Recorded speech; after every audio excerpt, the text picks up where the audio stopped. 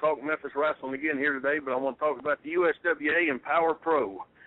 Some fond years, I'm sure, for you, as you were the booker in USWA and the general manager, and also the owner, founder, and president of Power Pro Wrestling. And you talked yesterday about Bill Dundee doesn't get enough credit. Well, I don't think Randy Hales gets enough credit for the hard work and dedication he put in to keeping Memphis Wrestling alive in the 90s. Thank you, Bo. I appreciate it. You know, it's easy to be good at something that you love and you're passionate about it. I never lost the fact that I was a fan, and I think that helped me. And most people that's successful in anything have to like what they're doing. And you have to be passionate about what they're doing, have to have a hunger for what they're doing. And the wrestling business is something that I fell in love with at 10 years old and still love the Memphis wrestling scene and still love talking about it. And I love wrestling and wish that, the territories were still around, like all of us wish, but that's not going to happen. So you can't be bitter. You can't be negative. You can't talk about, man, old Vince killed our business. Things just change. You have to accept change. But it is great to go back, and you won't hear me negatively in a public forum talking about the national wrestling scene, but I sure like getting on these things, talking about good old Memphis wrestling. That's it. Now, we covered a lot yesterday, and I hope if you haven't listened, people go back in the archives and listen to the first part of the interview here with Randy. He talked about growing up in Jonesboro and getting started in Memphis wrestling. What I want to talk about today, Randy, we talked a little bit before the show earlier today, but when you became the booker in Memphis, who approached you about that? Was that Jerry Jarrett or Jerry Lawler? Who came to you with the idea of you being the booker? No, the situation where from 1990 to 1993 kind of went away. Got frustrated with Jarrett. In 93, I started back hanging around, helping Eddie Marlin run spot shows, and that was the point where Jerry Jarrett had gone to New York to help Vince, and Lawler, of course, was already on Raw, and Jeff Jarrett had left for there. So naturally, I started helping Lawler as his assistant, and so started going to the towns and that sort of thing, but as the assistant booker. And then in 94, the end of 93, I got the idea to do the Memphis Memory Show, a tribute to the history of Memphis wrestling. We were drawing like 1,000 people, 1,500 people at the max. I mean, business was bad, and Jeff had left, and Bill wasn't in the territory at the time, so he was working for WCW. So I got the idea, and I pitched to Lawler to do a Memphis Memory Show, a tribute show, and we promoted it for about 4 weeks, and we drew almost $40,000, which was the best house in years, and we did 8,000 people in that Coliseum. And Lawler, after that show, when I called him the next week saying, "Hey, what do you have in mind for TV?" He said, "Are you freaking kidding me?" He said, "You just drew 8,000 people at the Coliseum Monday night." It was an easy, no-fail idea, at the point, but still it made me look good.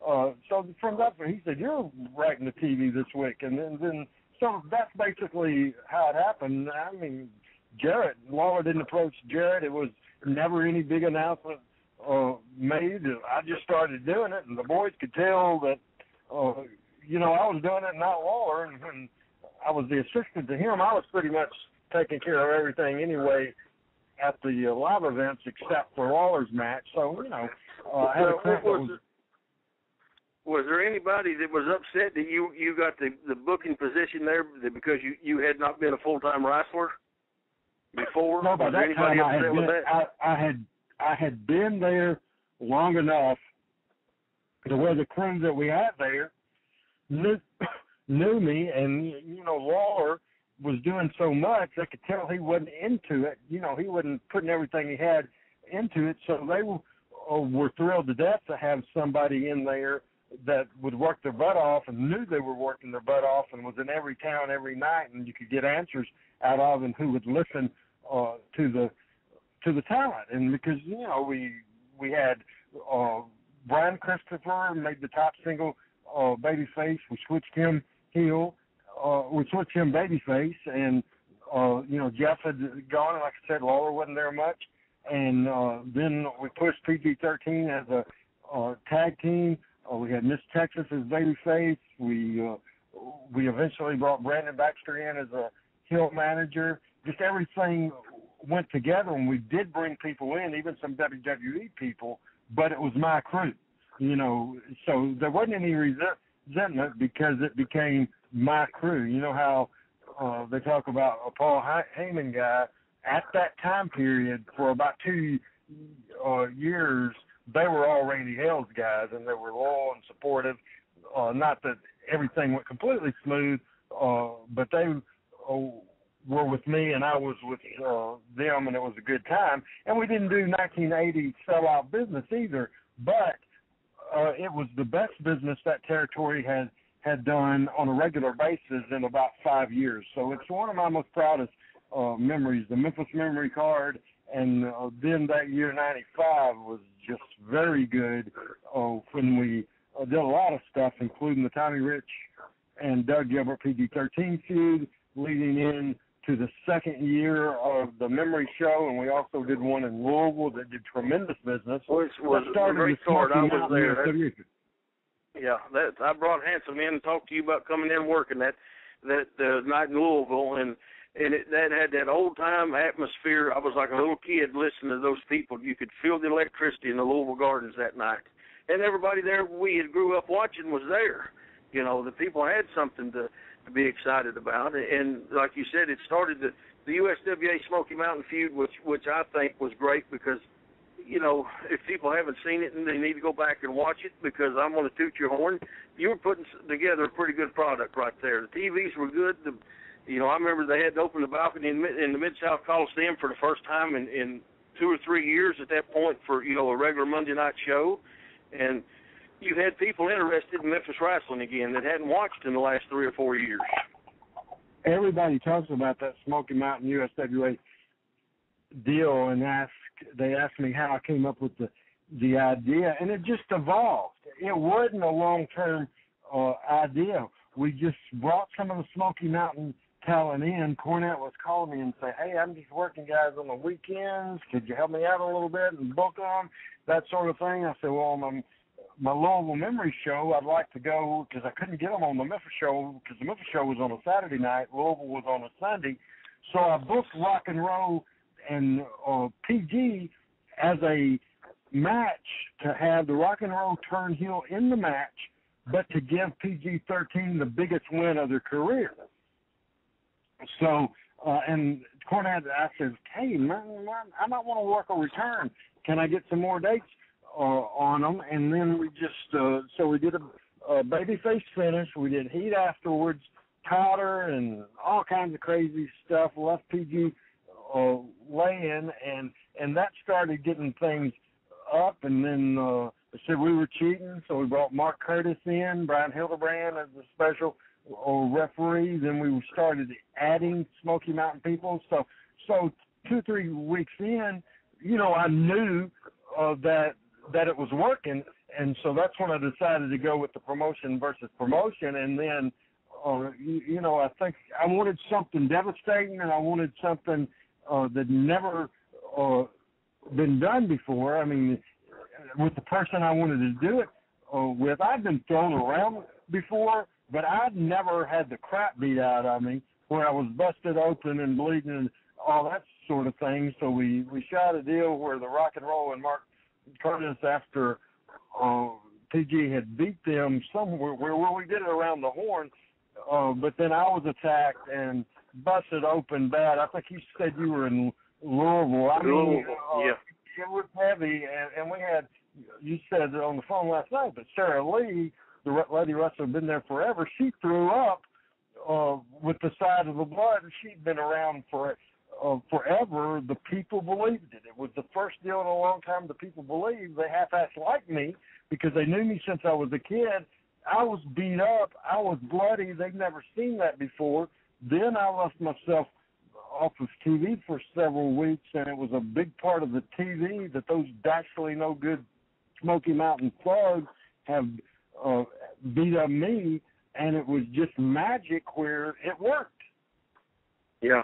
And how did it go from that high of 95 into 96 into the low of 97 and the end with Larry Burton being brought in and all that stuff that went on the last 6 or 7 months that USWA was around? Well, 95 was a great year. 96 stuff started good. Jeff Jarrett had quit wherever he was at, WCW, WWE. He came in, and then the office above me, and at the same time, Deborah Jarrett was the bookkeeper, and we had that great summer run. In September we always dropped anyway, and then it just came to the point where we had, and I was told to, but when we needed to cut the crew, so we struggled a little bit. Then when we brought Jeff back into a point and did the old Jeff in the box, because Eddie Marlin got beat up, we were off and running again, and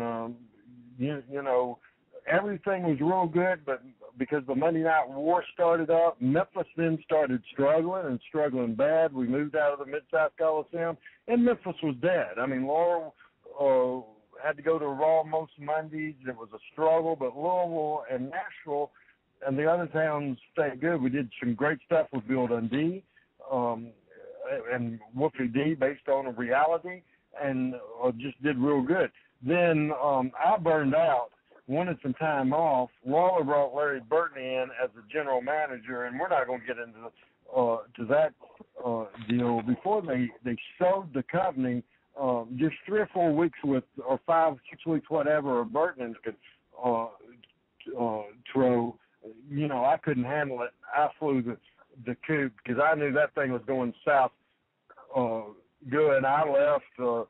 Dave Brown left. I mean, Corey Macklin left. Just a lot of people left. Not that he meant meant crap, but they ended up because he knew that what he was doing. They got rid of Bill Dundee, and so it just ended. But it left me in a good situation. So I got out before it turned into crap. Before the TV station knew it turned into crap, so they canceled the show, and then in April of '98, I went to them to Channel 5, had a meeting with them, and got Power Pro, and that lasted for 3 years. When a change of ownership in the TV station or management, ended it forever, and they just wanted to go change up the building, and they got rid of the wrestling studio, not just the wrestling show. They spent a ton of money. You can't even get in the parking lot there now. They got the fence where you can't even pull in the parking lot at Channel 5 now. Right. It was a sad situation. It was the end. A lot of territory's gone away. I think we could have gone longer, but we just let idiots into our business, and it hurt us, and it went away. Very sad situation because it was a different story, and I always say that if we would have pursued a relationship with the WWE, we had a little one, because some guy that ended up having a pretty good career came in and through the WWE farm system, and Kurt Angle started there for Power Pro. That was his first place working. But the person I'm talking about in the USWA got a pretty good hand, and his name's Dwayne Johnson, The Rock. It's Flex Kavana. If we'd have pursued that and had WWE help us as far as financially, like they ended up doing and they did for Power Pro, that would have been a great situation, because here's talent that could have worked 6 nights a week, and they could have helped us financially, and so it was a sad situation, but it just went away. What is your fondest memory of your involvement, all the years that you were involved in Memphis Wrestling? What is your fondest memory?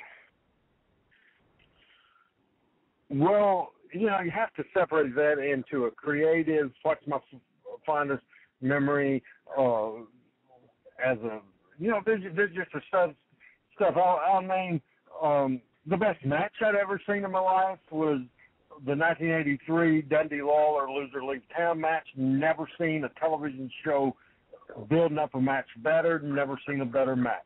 As far as a personal the emotion.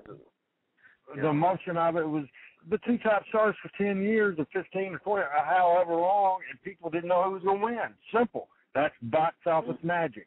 And then the second thing, from a personal situation, the first Monday night memory show, all we did was a home run. Proud of that. Real proud of the USWA Smoky Mountain, that era that we talked about. And there's several different eras in Power Pro. So you know, I got a chance to live my dream. I got a chance to do something that I wanted to, that I think that I was destined to do. I was wired to be in the wrestling business. And from a personal standpoint, the lifelong relationships that I was able to form, like Bill and I talk every day, Brandon Baxter and I talk, just the amazing friendships that I've formed over the years have been just fantastic. And you know, so it's just a bunch of things. You can't take being around wrestling 40 years and summarize it with one thing. I thought one of my favorite people in the world, I thought he was going to call us today. Well, he just popped on the line, and I was getting ready to get him on, and he went off. So hopefully he'll call back here. Now, hey, really? He did stay on long enough. One of the things too, Randy, I don't think people realize is, and you're a perfect example of this. There is life after wrestling. You've been successful in other things that you've done since you got out of the end of Power Pro, and then you came back and ran Power Pro there with Bill and Ripley a few weeks ago, or a few months ago. Hey, here's Bill. Let me get him on here. Bill Dundee. Oh, James, what are you doing? Well, we're talking to Randy Hales here, and you hung up. I'm glad you called back in. Well, I was on there 20 minutes. Anything you would like to add about USWA or Power Pro there, Superstar? Well, this Power Pro just didn't go away. That's fucking Burton too. But, you know, that was all of it. Everybody knows it was. Whether they were trying to sell it to him, he was trying to buy it, and there was a scam from the beginning. So, I mean, they ended up selling the son of a bitch, and I don't know where he went. But anyway, you know how it all went. It was just hoodwinked from the beginning. That was the USWA that Burton screwed up. Corey Macklin screwed up Power Pro, Willie, plus the fact that, you know, the TV station just was making a change. But Burton was responsible for the USWA, and then Power Pro was that different situation. Oh, okay. Well, anyway, I know that's all. I got fired. They hired the booker, and he called me up and said, Bill Dundee, we don't need you no more now. Me and old Mike Samples, we still talk today, but they gave the booking job to Mike Samples. Called me up, said, Superstar, we don't need you no more. I said, well, okay, thank you. And you know that wasn't his decision. That was Larry Burton's situation. That was Larry Burton's decision. And the stupidity shows when they tell Bill Dundee he's not needed in Memphis anymore. That sums the whole thing right there. That sums it all up of who was in charge and what was going on. They were scared of Bill because most people that really knew I was gone, they was gone. Most people that really knew were gone. Bill had been there longer than anybody, so he knew, and they didn't want Bill Dundee to talk to Mark Selker. They didn't. No, I didn't want. I talked to Selker. I sat there and told him in front of Burton. I said, why are you buying this fucking thing? It's dead. And he said, well, the merchandise. And I said, well, you ain't selling mine. And I had with Bill Dundee on it. You ain't selling it. And then Burton came and just got rid of me out of the thing. He said, come here, I need to talk to you. I was sitting talking to the guy. So I bet the guy wishes he'd listen now. How long was that sale in the works? Oh, hell, I don't know. The time Burton was there, 3 months maybe. Yeah, it wasn't a long period of time at all. So they found somebody very fast to buy it. Well, I mean, I think Lawler and them had been working on it, and Jarrett and whoever sold it. I didn't know. Burton was really the catalyst. I really don't know. Nobody told you nothing. You know, it was all kayfabe. I think Jerry Jarrett came out smelling like a rose. Oh, he got his money, and he just went on. And he wasn't involved in the lawsuit or anything like this. Bo, do you care? I know this is your show, but something you told me yesterday I want to talk to Bill about. Do you care if I throw this thing in a different direction? No, you go right ahead. Okay. Bo told me something, Bill, the other day. Now, we've all been knocked by the best of them. And Wolfie D sent me an email to tell me this, and you've been knocked with the best of them, too. I want you, Bo, to tell Bill Dundee, who all of a sudden is knocking my ass on the internet. I want you to tell that story to Bill Dundee, and then I'll cut a promo on Tony Falk, and then the best promo going off person in the history of the world will cut that promo. Maybe I won't even cut a promo because Bill will cut a better promo than you. Tell Bill Dundee this story. I had people send in questions for Randy that people wanted to ask, and we asked some yesterday and today. But I had a guy send in a question, wanted to know what the heat was with Randy Hales and Tony Myers. And I said, I have no idea. I said, the only time I ever met Tony Myers, Randy Hales introduced me to him. So the guy sent me an interview that Tony did about him where he just knocked him and said that the only miserable experience that he had in Memphis was being around Randy Hales. So I asked Randy yesterday, what is his deal? Why is he so mad that he went on a pretty good rant about Randy? Well, he's starting to believe his own bullshit. For one thing, he made himself a half-assed celebrity on Facebook. If it wasn't for Facebook, you'd never fucking had the Tony Myers. He did jobs on Memphis television. That's all he ever did. Jerry Lawler brought him down to Louisville to do a deal with PG-30, and he was going to do a fucking moonsault off the top rope, but he missed the kid. He didn't even hit the fucking guy. Lawler fired him right there when he got back to the dressing room. They never came back to TV, did no more jobs. Tony Myers, the way he talks, you would think he was Jerry Lawler in Memphis. He never did shit in Memphis except jobs on Memphis television, and that's all he ever did. And knocking Randy, just because I guess he figured he should have been the main event, and Randy never booked him, but he didn't have no talent to be the main event. So they'll get me started on that son of a gun. But anyway, yeah.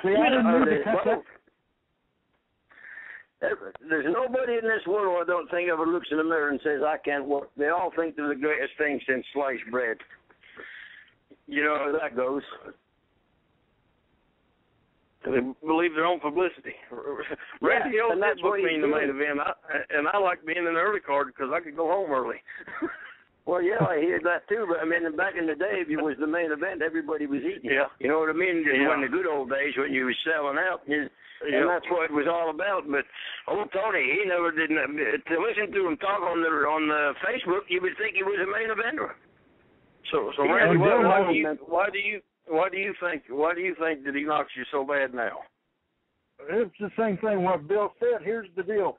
To be honest with you, Bill and I talk about this a lot because I'm, get along with most people, the whole thing, and a pretty nice guy. But this is where I'm not a nice guy. This is my pet peeve, and it's not just Tony Myers. People that come across and try to convince people that they made a living out of this business, they were a star in this business, they had talent in this business that's never done a damn thing.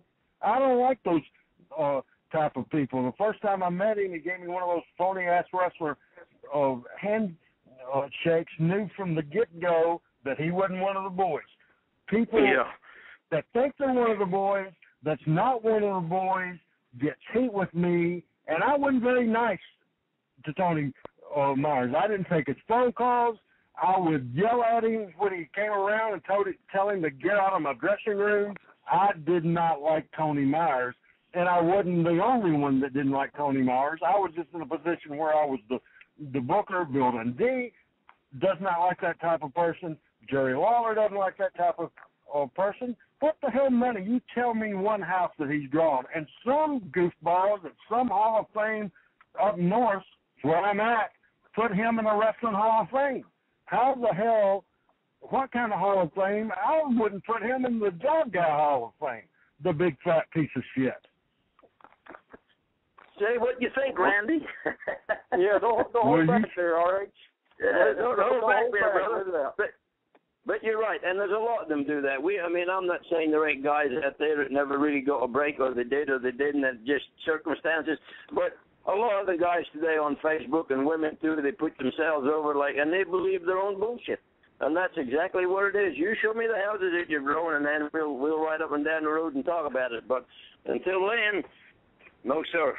But Tony Myers never did nothing more than jobs, and I don't know why he doesn't like Randy. I mean, Randy's a likable fella, I think, ain't he? No. Love you, Randy.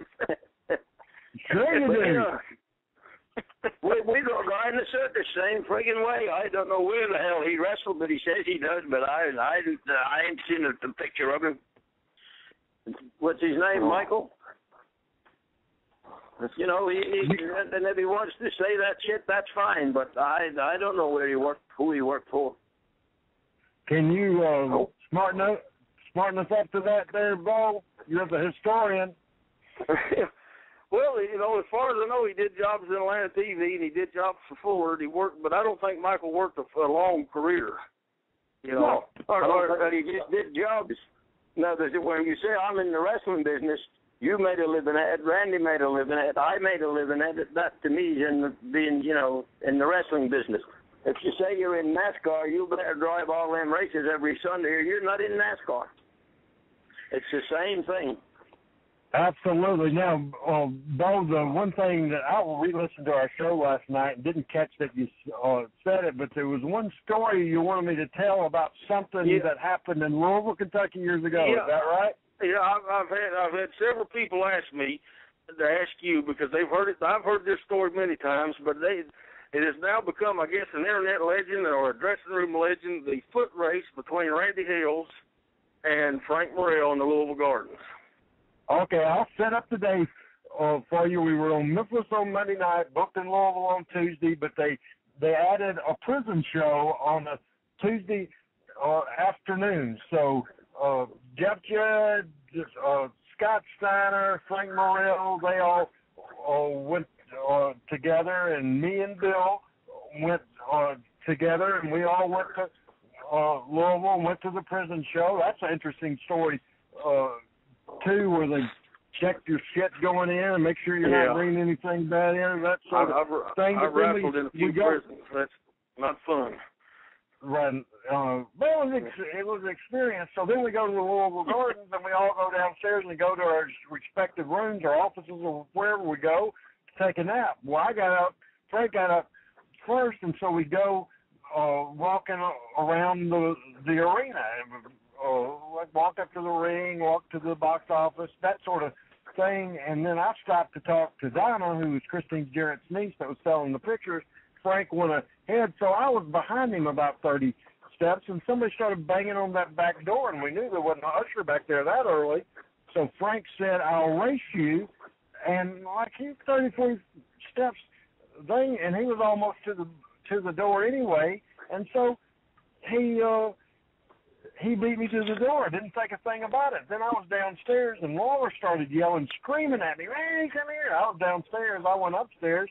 His wife Paula was with him, with Lawler, and Lawler was looking at me that only he can look, all disappointed and that sort of No, the half hour of the archive is now. The half hour show's over.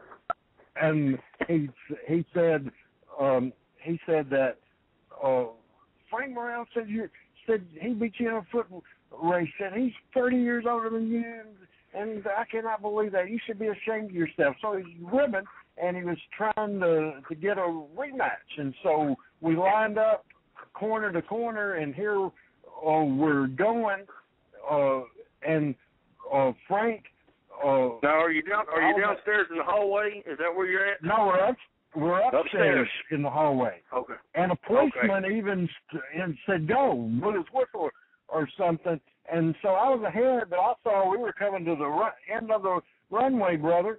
And so I started slowing down, and then Frank saw me dropping off, so he's thinking that I blowed up and he's fixing to win, so he never looked up. He just put it in a freaking higher gear. At that point, then I'll let Bill Dundee tell the rest of that story. I'm slowing down. Frank kicks it in high gear. What happened next, Bill? Oh my God, boy! I was standing at the end, waiting at the end of the race where the wall was. Up fucking, yeah. He kicked it in hard, and he started going, and his legs just go all shaky and shit, and he just, it was unfreaking believable. The last 3 feet he was in the air. He was just head first into the wall. Broke his wrist, bashed his head in.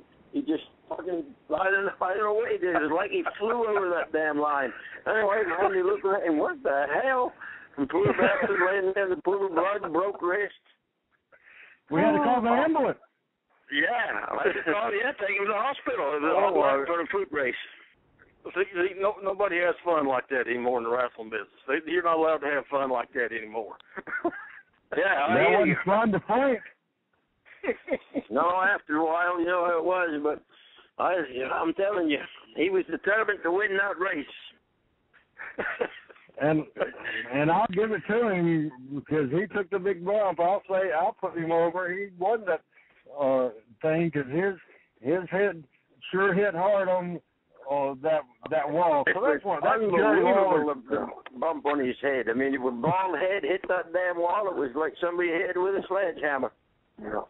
Here's the question: is we went into overtime here, and I'm going to close because I know Randy's got to get some. But I'm going to ask this question. I want both of you to give me an answer.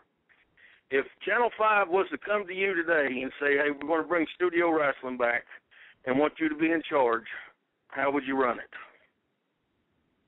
Bill, you want to take that first, or do you want me to? Yeah, no, I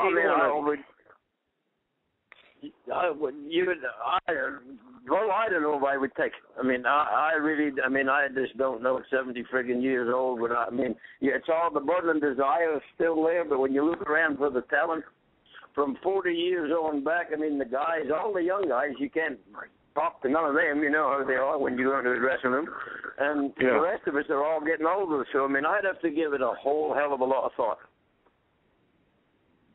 And I would have to too, because I just think at this point that it would be so hard. Bill and I tried to run Power Pro in Ripley as just a Saturday night town, and I think from the group that ran it before and the group that ran it after, we did better. But as far as making a living off of it, it was just a pain in the rear. You had to book weekly. You didn't know who was going to show up and who didn't. It just wasn't like it was, and that kind of smartened me up to the fact our minds were still there. I was just as creative as ever. Bill was just as creative as ever, and we did good stuff. But the bottom line is you have to guys go out there that know in that ring how to draw money, and you name them, because Bill and I had trouble finding them, didn't we, Willie?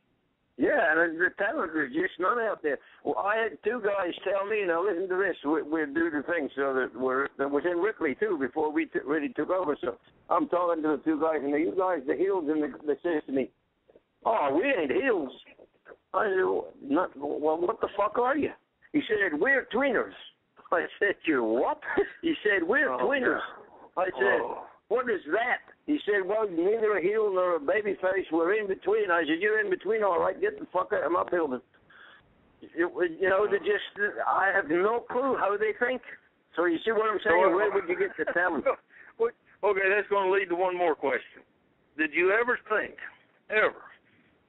the changes that we have seen, and this is my 25th year, and this is your 40th year, and Randy's, 30-plus years, did we ever think we would see the business just dissolve the way it has, where they let anybody in, there's no structure to it, and everybody's a wrestler today? Well, no, because they couldn't get in the good old days. You know how it was, you getting in, and Randy go in because he knew somebody and he was good at it as you went along, but he paid his dues. Now somebody charges $50 to teach somebody to wrestle. He buys a pair of boots and tights. Well, not even tights. They just wear any friggin' thing today. Yeah. And they say, "I'm a wrestler." They ain't got a fucking clue. But just, it's sad, but it's not just the wrestling business. Look at movies. Everything has just just is different. I mean, it's just the kids don't want to sit and watch championship wrestling on a Saturday morning like they did in the good old days. They're busy playing electric games or doing this or doing that. It's just a different world, my friend. But no, I never thought it would get the way it is now. You know, there's 500 channels for them to pick from, plus video games and internet, and but I still believe if you give people what we grew up on and what we loved about wrestling, they'll still buy it. They'll still get committed about it. But the problem is, you said it, we don't have anybody with the mindset to understand what we're trying to tell them to do. Right. And it all starts from the back. It's absolutely true. It's always started from the back, and in most places that run their companies, they don't know how to do it. So you don't have anybody in the back that can do it, but at the same time, you don't have anybody in the ring that can do it, and it's just tough. And one thing I'd like to expand on what Bill said, it's a whole different world. Somebody sent me email. I sent it to Bill, and it was just talking about the changes, and it's not just wrestling. It was a great article. I don't know if you looked at it, Bill, but it talked about a bunch of stuff that's changing. Just let's take a photo. Used to you would have to get your picture took money. You have to go buy a camera and get the film developed, or you had to go to a photographer, had to get that done. Now we all have phones, and you can snap a picture of every moment of your day and have it on your phone or transfer it to a file or whatever and have it forever. The situation like computers, I went all the way through college, 1984 when I got my degree, never once operated a computer at that point in my life. I was probably 35 years old before I ever ran a computer. And then the thing, look how phones are. Bill, back in the day, we talk about this a lot, because when you left for Memphis, unless you stopped at a phone booth, you were just on the road. I mean, there was no calling nobody. Just everything has changed. The world's evolved, some for the best, some not so much for the best, but it's all relative. And so the kids today, all they know is having a cell phone or having an iPad or iPod or with them. All they know, if they're wrestling people, it's what John Cena does or what Punk does or what Daniel Bryan does. It's just a different thing, where as a kid, all I knew was Jerry Lawler, Bill Dundee, Lance Russell, Dave Brown, Channel 13 and Channel 5 wrestling. The world just evolved. What year did you do that Gypsies on Parade, Randy? That Lincoln you had. What year was that? 1989. Okay, 89 we did that. When I do the call home, I go stop the car and get out and go over to a phone booth and call on a telephone. See, so from 89, see the difference? They're using a calling card. They don't even know what a calling card is now. Yeah, so I forgot about calling cards. Now you would just drive down the road and talk on your phone. Yeah. And that's nice. I mean, yeah, that it is a luxury, but something else that the media, the social media has brought out is everybody knows everybody's personal business now. I mean, I look on there today, there's Ric Flair, a warrant issued for Ric Flair all over social media. Yeah. And people know when the boys get in trouble, and they know when they're getting divorced, and they know when they've got this and that. That was never made public before, because it would hurt the image of the boys. It would hurt the image of the profession. It would hurt everything. But now it's out there in 5 minutes. You mess up, somebody's going to have it on Facebook in 5 minutes. Oh, yeah. I mean, all Flair's publicity in the last 5 years has all been bad. You know what I mean? And we've all done bad stuff, but back then, you were protected. Bill and I've talked about this war back in the days. Just the world, it's changed. Back in the day, maybe on the trip home, you grabbed a 6-pack of beer, you pulled over for speeding, and what would the cop tell us if they saw us with the beer, Bill? Would they arrest us, or what would they do? No, just tell you pour it out, you drink it, and drive careful. And today you wouldn't dare think of You wouldn't dare think about it. I can tell you for a fact, being on Channel 5 kept me and Bulldog Reigns out of jail a few times. Oh, I know. Me too. I mean, for just not for bad shit, just for driving too fast or public drunkenness or pissing in the corner. I mean, yeah, we've all done silly things. Now today they would have a video of that. It's just altogether different, brother. Okay, here, we're going to wrap up because I know Randy's got to get the work here. He's got the second show getting ready to start a little bit with the circus. But I'm good. I'm having fun. I'm good. All right, then we'll stay right here as long as we can then. What do you miss the most? What do you miss the most about wrestling? I tell you what I miss. I miss the camaraderie among the boys. Even if we didn't like each other, we had a respect for each other and everybody could get along. And that's gone. Because most of the time now I go to these towns, I don't even sit in the dressing room. I sit in the car listening to satellite radio. Yeah, you don't know anybody anyway. I mean, there's 20 years difference in what you've done and they've done. So I just miss the whole damn thing. I just like the life of it. Just everything we did. I get up and go to the gym and then go to the office and try to be creative or do whatever. Then go to Louisville and wrestle and drive home and just the same thing with you two on a Sunday. People would come over your house, you'd drink beer or do whatever. Some of the boys, you'd have fun. But hell, most of the time we worked, so there wasn't a lot of time for fun. I did 12 years. I did 12 years of working for Sonic Driving, and they were great to me. But through Bill, I had this opportunity to come to the circus, and it's not the wrestling business, but and Bill had told me many a time this was the closest thing to the wrestling business that you can find. This is being on the road. This is grassroots promotion. This is setting up for shows. And so I get more of a wrestling itch now